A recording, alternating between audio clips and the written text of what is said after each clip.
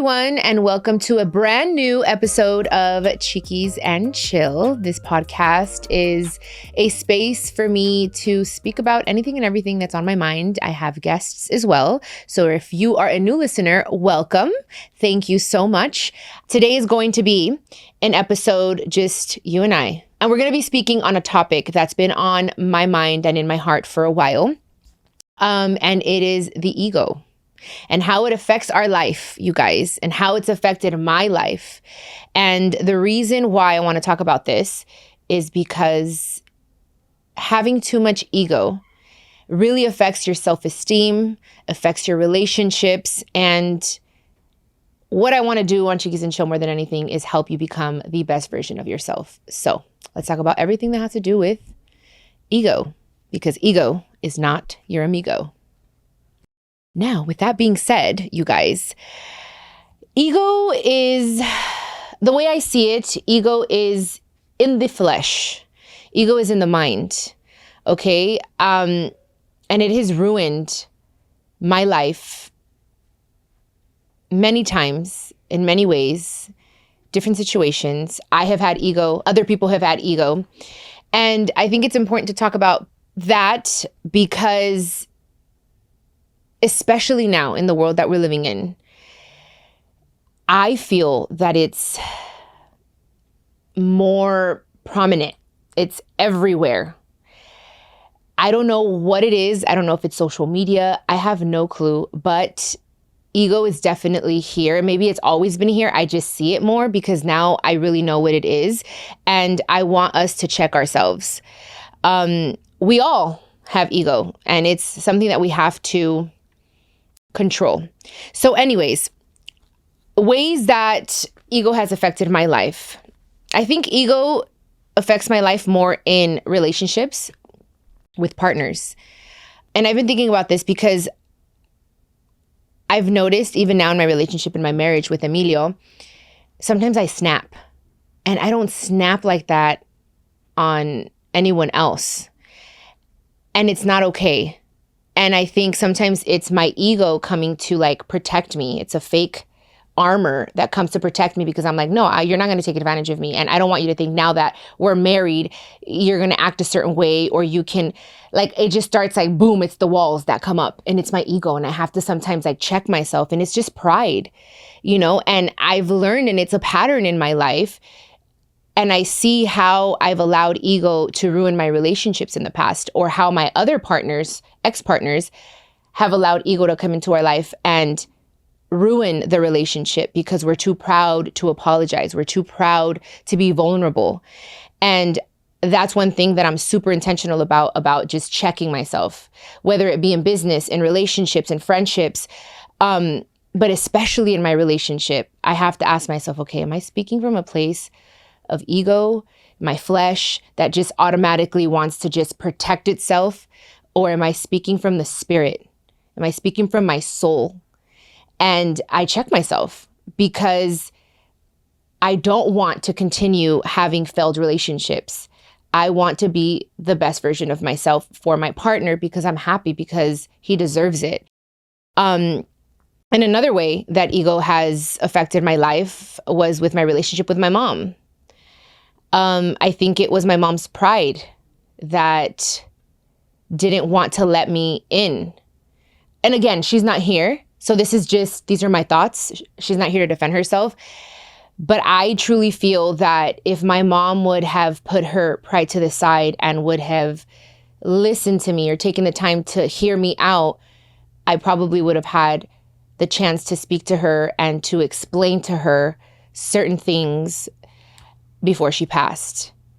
And there's a fine line, okay, between being prideful or taking a stand and setting boundaries. Setting boundaries is you respecting yourself and respecting that something's not making you happy, and you're setting a limit and saying, here, you know what, you're hurting me. And and I need to set this line and this boundary in order for you not to hurt me anymore. I can't allow it. You know what I mean? That's just an example of a boundary. Now, having ego is kind of like, oh, I'm not going to apologize. Even though I know I'm wrong, I'm not going to apologize because I'm not. But you think about it and you're like, damn, I know I was wrong. Probably should have said sorry. But no. I'm not going to apologize. I'm not. Why? Because they're going to see me as weak. And that's our ego. And the reason I want to talk about this, you guys, is because I see how much it kills things. It kills anything and everything in its way. And we have to be super careful with it, you guys. So that's why I say ego is not your amigo. And your life is so much better when you're able to be vulnerable with your partner, with your friends, with putting just pride to the side and saying, you know what? I apologize. I was wrong, or I feel this way. Or sometimes even people won't express their feelings or how they're feeling, that someone else is hurting them because they're too afraid of looking weak. That's the ego. That's the mind. Sometimes our thoughts, you guys, or overthinking, should I say, overanalyzing things. And I'm telling you, because I've done it in the past, I overanalyze, I overthink, and it just gives me anxiety and it gives me depression. And it's just like, dude, I gotta fucking stop this. And that's just the ego playing tricks on you. We all have a little devil on one shoulder and a little angel. I try my best to listen to the little angel. Well, sometimes people be pissing me off and I'm like, you know. So I really didn't plan much. I just wanted to, I had this on my heart, and I was on the treadmill and I called my producer and I said, hey, I really want to talk about this because it's something that if we don't fix sooner rather than later, it can kill love. Like love between, in a relationship, even in family. I've seen it in my own family. This is, I can't really say much, but I was on a Zoom call, a very important Zoom call with someone. And it was just so disheartening to see this person, no matter how much I tried to say, hey, let's try to figure a way to fix this. He just was not, no, it was just his ego was like bigger than this fucking room. Like, I'm just like, dude, if you could just put that shit to the side and speak to me from your heart and listen to me, because your ego and your pride is not allowing you to hear me and what I'm saying. And I'm trying to resolve this issue. And he was just like, no, like this and that. And it's just like, dude, living in the past, that's part of ego. It's like, dude, let that shit go. Like, life is too precious.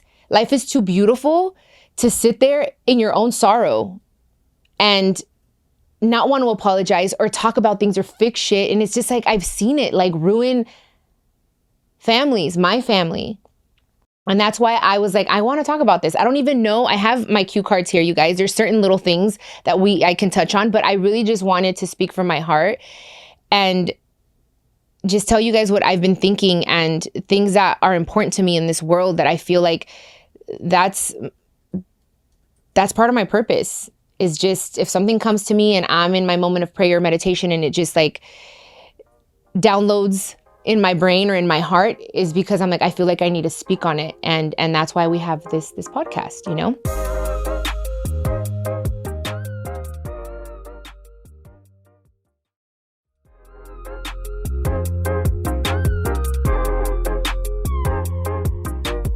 Do I struggle with ego in my personal life? In my personal life, we just talked about it. I do struggle with it more in my relationship, and I have to check myself constantly because that comes from trauma, from stuff that I grew up seeing in my household. And I feel like I need to be a tough woman. No one's going to hurt me. But it's like, I've learned the hard way that I can't be that way, that I do have to be a little submissive. I do have to feed the king in my partner, in my husband now. And tell him, hey, you hurt my feelings. When before it was like, nah, F that. No, boom, next. I don't want to continue in that pattern. So that's where I've struggled the most with ego, is in my relationships, because I'm like, ain't nobody going to hurt me. I was like, next, and I'm like, no, dude, I'm in my 30s. I can't be like next. Like, I got to settle down and I got to figure out what the hell's wrong with me. So yes, in my personal life, that's where I feel I struggle with ego the most. With my siblings, not really. In my professional life, I wouldn't say that I have an issue with ego. I just know what I want and what I deserve. And I like people being fair. And I've learned to speak up. And say what I want and what I expect and what I don't like. And if there's a doubt in my mind, I used to not say anything so I don't ruffle feathers and I don't make things uncomfortable. Now I'm like, wait, I don't feel comfortable with this. I'm kind of doubting here. Let me ask a question. So I don't really feel like ego plays a part in my professional life either. I'm telling you, it's just relationships. But I'm working on it, you guys, every single day. And there are times where I'm like, shit, my ego got in the way, and I'll go tell Emilio, babe, I'm so sorry. I shouldn't have said that. I shouldn't have talked to you that way. My tone of voice wasn't right, because it happens to be in my tone of voice. Sometimes I could be a little bitch, you know? So check. I'm not perfect, you guys. And that's what it is. That's why I like to talk to you guys, because I'm not perfect. And I want you guys to learn from me and learn from my mistakes and from things that I've done in my past. And the only way to do that is being vulnerable and speaking about it and being willing to open my heart to you guys. That's the only way we're going to change the world, guys, is if we're willing to speak about our truth. So that's my truth. Is there anything that triggers my ego? When people want to make a fool of me, cuando me quieren ver la cara de pendeja, there's just something where I'm like, because again, usually this comes from trauma, you guys, from childhood stuff that we've seen, the stuff that we haven't healed. And sometimes when people want to make a fool of me or do something and think that I'm not going to find out, or take my kindness for weakness, that's another episode, you guys, that we need a kindness for weakness. That's a whole other thing. But something happens and my chest starts getting big and I'm like, I'm not dumb. Because for so long in my childhood, I felt dumb because I was told that I wasn't smart and blah, blah, blah. So it was something that I'm like, I want to be smart. I want to read books. And we've talked about this on the podcast. So when people try to question my intelligence or think that I'm not going to find something out that pisses me off, and I'm just like, my ego and my chest starts growing, I'm like, I'm going to show you who the fuck I am, you know? And I don't know if you guys can relate to that, but definitely that's one thing where it's like, it triggers my ego and I'm like, no, absolutely not. Another thing that triggers my ego is, and I guess it honestly, guys, it does have to do with just trauma and things that, you know, that inner child. The other day, I was at dinner with Emilio, and so funny. We were at dinner and I mispronounced a word, because I tend to do that quite a bit. And I don't know, sometimes like the words just won't flow correctly or whatever. And he corrected me, but kind of laughed. And it just kind of bothered me. And I was like, what? Like, I think it has to do with anything that if you're going to try to come at me and make me look dumb or feel dumb, like it just does something to me. And I responded, and I was very like I was rude. I was just like, why the fuck are you laughing? Like, we were having a nice dinner, and he was just like, no, I was just smirking. Like, I wasn't like laughing at you or, you know, but it really triggered me. And I felt it. I felt it come from my gut all the way up. And I was like, I was being mean, but because I felt dumb, I guess. And it's something that I still need to work on. And I say it all the time. I don't care. Like I mispronounce words or whatever, but I love to learn. So I'm like, okay, teach me. You know what I mean? But I guess it's always how we deliver our message. And I guess he didn't deliver it in the way that I needed it, but it wasn't his fault. But then it triggered me. So it's stuff. I feel like the ego is stuff. It's really an insecurity, you guys. That's when it comes down to it. It's an insecurity that we have, a deep-rooted insecurity that we have that makes the ego come out.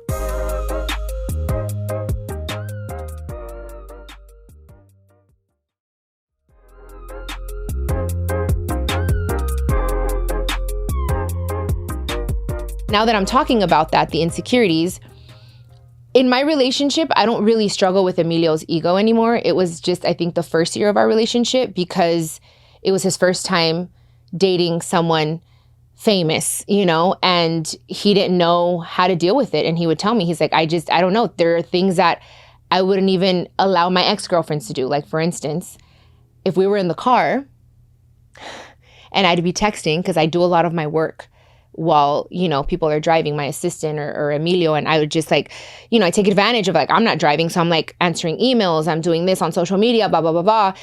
And he would get so upset. He'd be like, I need you to pay attention to me. Like, I'm not an Uber driver. And I was like, well, I'm working and you ain't paying my bills.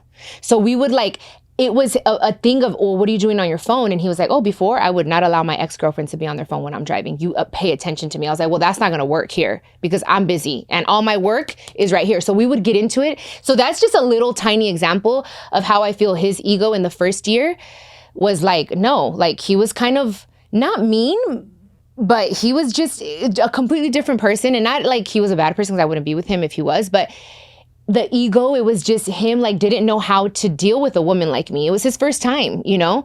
But now we don't have that. Now he's very vulnerable. We both are. But I feel like in this relationship, I have more of the ego issues where they come up a little bit more often. In my past relationships though, wow, was ego definitely not our amigo. That is the reason why we probably did not, well, not probably, we did not work because of pride and ego. And it was because at the end of the day, they were insecure. Even with Amigo, now he tells me I was insecure. I was insecure about like, what if you're going to leave me? What if you're talking to someone else? Like, what if I'm not good enough for you? All these things, but we talked about it. And then I knew what was bothering him and I filled his cup with security and telling him everything he needed to hear. And now that's why it's not an issue. But I didn't know how to deal with it back then. I just knew that my presence or what it is that I did for a living bothered my exes and made them act a certain way and didn't know how to say sorry and felt like, okay, well, you think you're this or you're that. Well, I'm going to top you and I'm going to do anything to stroke my ego. And that's why I'll cheat, because I want to feel like more of a man, because I feel intimidated by you or inadequate. And now I recognize it. And now it's just, instead of being upset, I feel more compassion of like, shit, I wish I would have known so that I could help you work through that. Not for me, because I'm happy now, but for you to be a better man for the next girl. But we all live and learn. And I'm telling you, I remember telling one of my exes, I was like, dude, your pride is bigger than anything else on your body, if you know what I mean. Because I don't want, but I was just like, dude, like you're ruining our relationship and it's just because of your freaking pride. And it's just insecurity at the end of the day. But I'm so grateful that I went through all of those situations and those relationships because they helped me become the woman that I need to be for the relationship that I'm in now. And that I was able to learn from that and speak to Emilio and also just know that at the end of the day, we all have it. We all have insecurities. I don't give a shit who you are and what you do. We all have insecurities. It's just recognizing those insecurities, addressing them, and being willing to heal it and to speak to whoever it may be. It could be your mother. It could be your friend. It could be your partner. It could be your sister. Anything that's making you feel insecure. Once you let it out and bring it to light, you start healing it. And then the ego is no longer an issue. So all that to just say, ego is insecurities, you guys. So that is my insecurity. I guess I don't want to feel dumb. I don't want to look dumb. I want to be smart. Which is why I'm so passionate about learning and reading, because I want to better myself, because I never want to be called stupid ever again.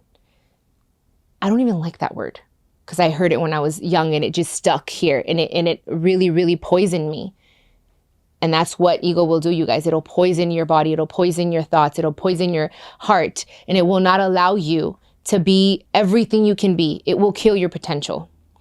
So Kim, my assistant here, had a question. And she's asking if having no ego is good or bad, right? Like, should you have a little bit of ego? I think you should have a little bit of pride, but good, healthy pride. Pride, and like, you know, there is healthy ego. Like, for instance, I know who I am. Sometimes it could be coming off as you're conceited. No, I'm just convinced of who I am and what I bring to the table.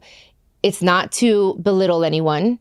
It's not to make anyone feel less than or that I'm better than anyone. I think knowing that we're not better than anyone or worse, we're just right there. I think that's important to know. But knowing who you are and your values and your attributes and everything that, even your intelligence, it's like, hey, like Kim, you could probably think, dude, she's conceited. No, she's just confident. She knows who she is. So it's all balance. What do I tell you guys on the podcast every time is everything is balance. And that's how you'll be like, you got to balance it out. If there's too much ego, dude, you got to bring that shit back, because you do have to know who you are and what you bring to the table and all of your traits. It's important to know, but don't let that just become where it's way too much and you think you're better than other people.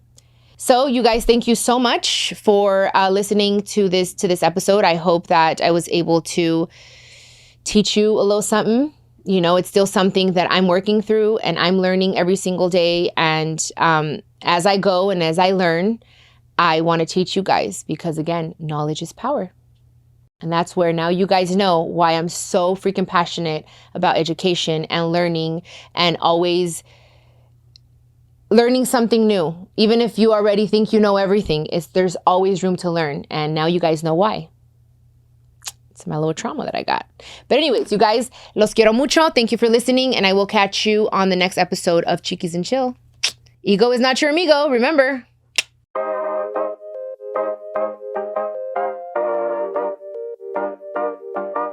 This is a production of iHeartRadio and My Cultura Podcast Network. Follow us on Instagram at My Cultura Podcasts, and follow me, Chiquis, that's CHIQUIS.